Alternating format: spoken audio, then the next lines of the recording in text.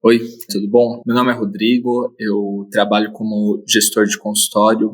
A convite do Eric, queria passar, um pouco desse processo, de idealização, de desenvolvimento que a gente veio fazendo ao longo dos últimos 5 anos. Eu vou mais direto ao ponto para apresentar a ideia. De qualquer forma, eu acredito que aqui vai dar uma boa base para você entender o que eu considero hoje um consultório de sucesso em termos das tecnologias que a gente tem à nossa disposição. Começando por essa ideia de modelagem, que a gente tem nesse campo da tecnologia, que é o padrão entidade-relacionamento. Como que isso se aplica num consultório? Qual que é a ideia por trás? Pensa que a gente tem diferentes atores aqui para que o consultório funcione. Então, a gente tem a figura do nutricionista ou do profissional de saúde, a gente tem a figura do paciente, a gente tem a figura do gestor do consultório, que é uma figura-chave central no consultório atual, o sistema por trás.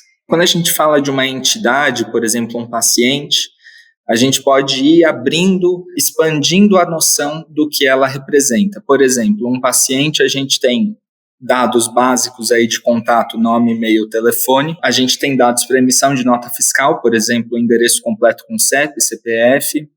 E aí, outras informações que vão ser relevantes para o seu atendimento. Por exemplo, se ele é menor de idade, se ela é gestante, se é vegetariano, se possui alergias. A gente pega emprestado na base de trabalhos que foram feitos anteriores. Por exemplo, esse padrão HL7, que é um padrão que foi desenvolvido para comunicação entre hospitais desde o final dos anos 70 e foi passando por atualizações até a gente chegar no modelo atual, que é o modelo FHIR, ou em inglês eles chamam de FHIR. E aí aqui é um sistema que é pensado para organização e comunicação entre diferentes estabelecimentos de saúde. Então, por exemplo, aqui a gente tem a entidade paciente sendo aberta na relação com outras entidades, por exemplo, condition, observation e encounter.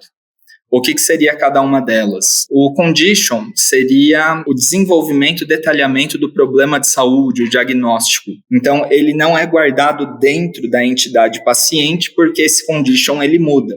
Então, a depender do momento que a gente está olhando para o paciente, eu consigo olhar para diferentes tipos de condition. A mesma coisa para observation, que seria relacionado a dados clínicos, exames, por exemplo. E o encounter, que seria o que a gente entende como consulta, que seria o momento de encontro, de contato entre o paciente e o profissional de saúde, que vai gerar um diagnóstico, que vai gerar apontamentos na ficha. Então, como é que fica a ideia desse sistema nesse fluxograma de entidade e relacionamento? Por exemplo, a gente tem a entidade paciente, que ele vai agendar uma consulta. A gente tem a entidade nutricionista, que vai realizar a consulta. Uma consulta, ao ser realizada, ela prescreve uma prescrição dietética, gera um plano nutricional que está de acordo com o objetivo nutricional, gera uma cobrança que é administrada pelo gestor. Então, veja que o processo de modelagem, ele vai se expandindo. Então, a ideia aqui é dar essa base de consulta num processo de modelagem, seja para o profissional de saúde, seja para o gestor do consultório que vai trabalhar em parceria com ele, de que esse processo já foi feito focado em estabelecimentos de saúde através do padrão FHIR. E aí, à medida que a gente vai gerando esses construtos conceituais, a gente começa a precisar do que se entende em tecnologia por dicionários, que é uma relação entre o que um conceito traz e como ele é aberto. Seriam as colunas, por exemplo, de uma tabela. Aqui eu estou trazendo dicionários específicos para você do campo médico. Então, por exemplo, a gente tem esses padrões LOINC, SNOMED, o CUN e o CID, versão 10. Cada um deles vai estabelecer um propósito de ser dentro desse processo de modelagem. Por exemplo, esse LOINC, ele é um sistema universal de códigos e nomes para identificação de observações clínicas e laboratoriais, fornecendo códigos padronizados para exames, por exemplo. O SNOMED, ele é uma terminologia clínica abrangente que abrange uma vasta gama de conceitos clínicos, como doenças, sintomas, procedimentos, etc. O CUM aqui é um sistema de codificação para unidades de medida. Então, veja que assim, a gente já olha para isso no dia a dia. Quando a gente pede os exames, eles vêm nos formatos padronizados, no sistema de unidade de medida, por exemplo, dos exames. É interessante saber de onde vêm, né, esses dicionários, como foram pensados e como eles fazem parte hoje já do nosso dia a dia. E a proposta aqui é trazer mais clareza para você na hora que você estiver olhando e pensando no seu consultório em termos do desenvolvimento dos processos. Então, aqui a gente tem um conceito, né, dentro do campo da tecnologia, que é esse conceito de SSOT, que é o Single Source of Truth, que significa dizer que, assim, eu preciso que todas as informações do seu consultório estejam no mesmo lugar.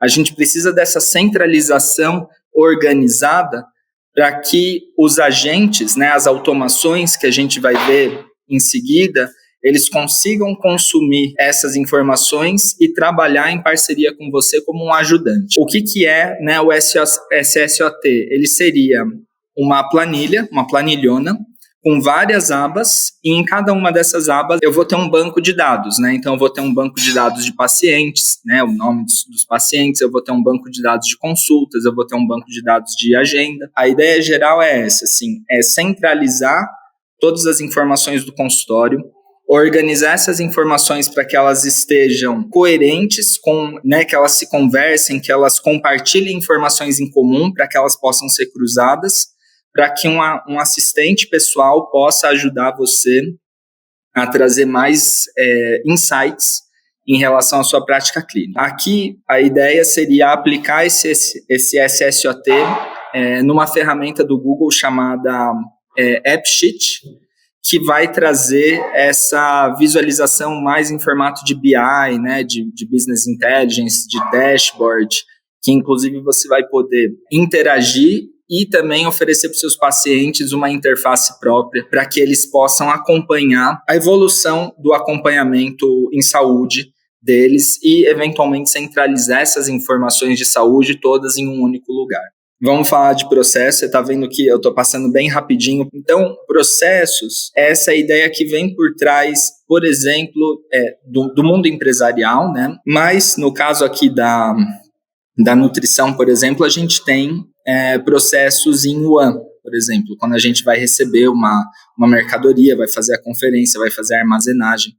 Então, os processos, eles fazem parte também do nosso universo. E dentro dos consultórios, a gente também tem processos, como, por exemplo, o processo de agendamento de uma consulta, o processo de cancelamento de uma consulta em cima da hora, o processo de análise de exames de sangue.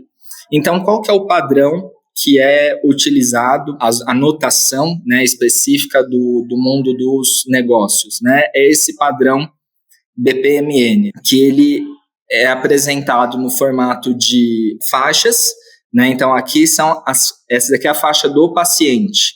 Então, aqui são todas as ações que acontecem na faixa do paciente no momento que antecede ou precede uma ação de outra faixa. Por exemplo, aqui o gestor, né? O paciente, ele quer agendar uma consulta, ele envia uma mensagem pelo WhatsApp, o gestor vai verificar a disponibilidade e vai enviar a opção de horário. Ele escolhe uma das opções, o nutricionista valida esse encaixe na agenda, o gestor envia uma mensagem de confirmação e a consulta está agendada. Esse modelo BPMN, ele é um modelo padrão para que a gente consiga visualizar os processos, os papéis, os fluxos de como os processos acontecem, início e fim. As caixas, elas vão representar as tarefas que precisam ser realizadas. As setas, a direção em que um processo precede o outro. E a raia, os papéis que são desempenhados, de paciente, de gestor, de nutricionista, os papéis dentro do sistema. Mas aqui a gente já consegue ver como que seria, né, trazendo essa dimensão do sistema.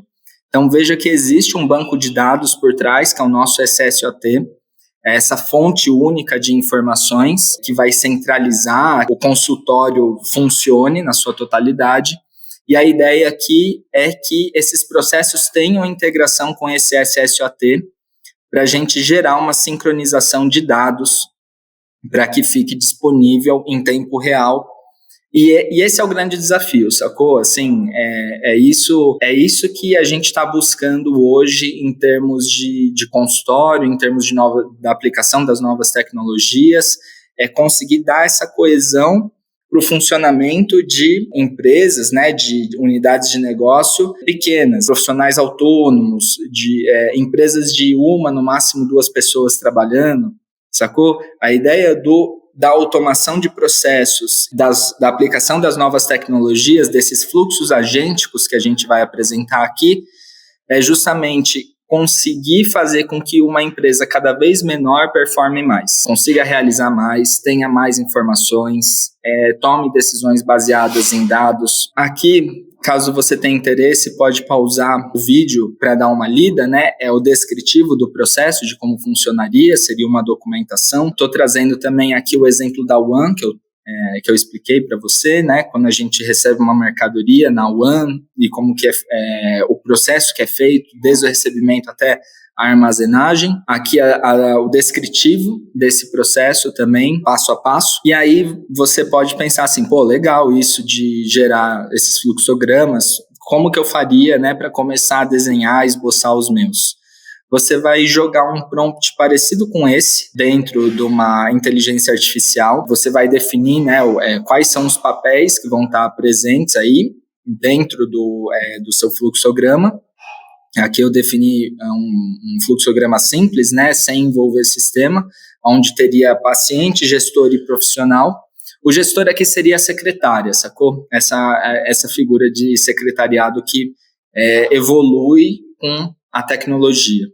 E aqui o descritivo da regra de negócio, né? Então, primeiro passo, o paciente avisa que ele não vai, né? O cancelamento de consulta em cima da hora. Ele avisa que não vai, o gestor avisa o profissional, verifica se existe uma lista de espera para encaixe e gera uma cobrança ali por cancelamento em cima da hora. O que a inteligência artificial vai entregar para você é um bloco tipo assim, ele é esquisitinho mesmo, mas tudo bem, né? Porque você vai entrar num sistema como esse mermaid.live, e vai jogar aqui no campo de código, e ele vai gerar o fluxograma para você. Aqui a gente está vendo as lanes, né? Do paciente, do gestor e do nutricionista, e quais as ações que estão sendo tomadas aqui. Ou, se você preferir diretamente em BPMN, pode usar esse site aqui, bpmn.io, mas aí provavelmente, se você tiver um pouco mais de facilidade com a tecnologia, pode tentar por aqui. Respira fundo, porque a gente passou por bastante coisa, mas a ideia aqui, né, fechando esse segundo capítulo, indo para a conclusão dessa aula, seria o seguinte: a modelagem, ela é uma descrição de entidades e relacionamentos que acontecem dentro do seu consultório.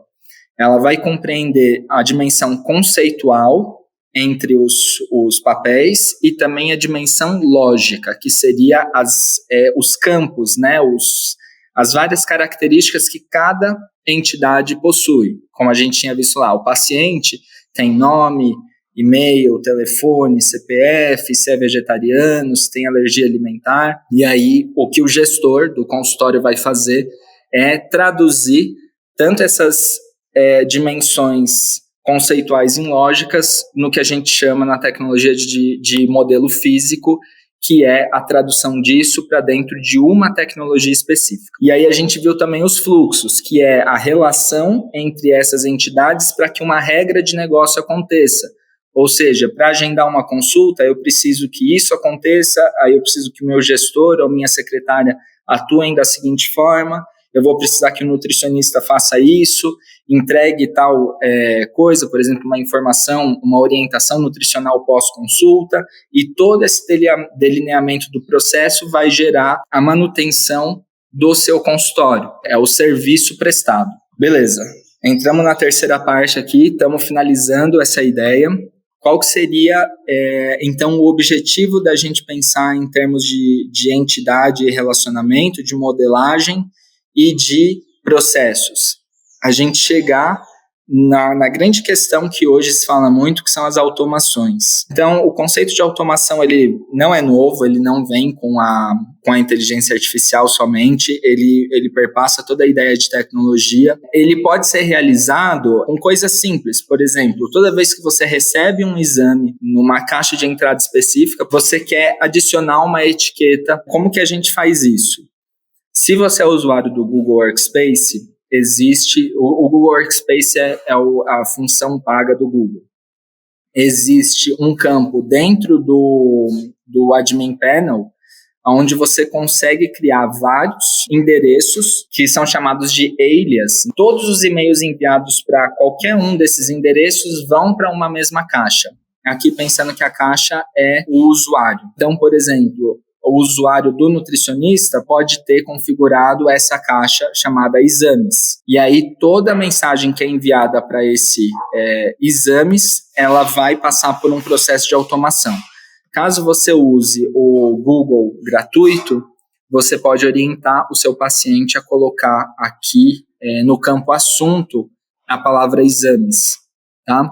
E aí como que a gente vai fazer? Entra aqui, né, acompanha os numerozinhos, você vai entrar aqui na parte de configurações, dentro do seu Gmail, você vai clicar aqui em filtros e vai criar um novo filtro. Esse filtro você vai colocar, se você é Workspace, coloca aqui a caixa que você configurou, por exemplo, exames, @ o nome do seu domínio, ou, né, se é gratuito, você pode colocar aqui que o filtro vai funcionar toda vez que o e-mail contém a palavra-chave exames, por exemplo, e vai clicar em criar filtro. Você vai vir para essa outra tela, onde você vai selecionar funcionalidade aqui, aplicar marcador, e vai selecionar o marcador de exames, que fica no canto esquerdo da sua tela, aqui, embaixo de marcadores. É isso. Agora, toda vez que a gente receber, quando você clicar em criar filtro, toda vez que você receber um e-mail de exames, ele já vai automaticamente ser colocado dentro dessa pastinha para organizar, né, o seu consultório. E aí, essa organização, ela é etapa inicial para que a gente consiga criar fluxos aonde você vai ter esse agente ou esse ajudante conseguindo consultar essa informação organizada. Então, aqui a gente está usando já uma funcionalidade paga do Workspace, que chama Workspace Flow, e essa funcionalidade roda todos os dias e pede para a inteligência artificial do Google pesquisar os exames recebidos no dia anterior e enviar um e-mail fazendo a organização, sintetizando os exames que foram recebidos. Todos os dias de manhã a gente recebe esse e-mail aqui mostrando quais foram os pacientes que enviaram exames, por exemplo. Então, é uma forma da gente condensar um dia inteiro de informações recebidas num único e-mail para tomada de decisão, para a organização de processos do dia seguinte. Outra ferramenta, por exemplo, que seria um transcritor de exames, né? Como é que funciona? Você sobe o laudo, ele vai rodar esse fluxo, né? Então percebe que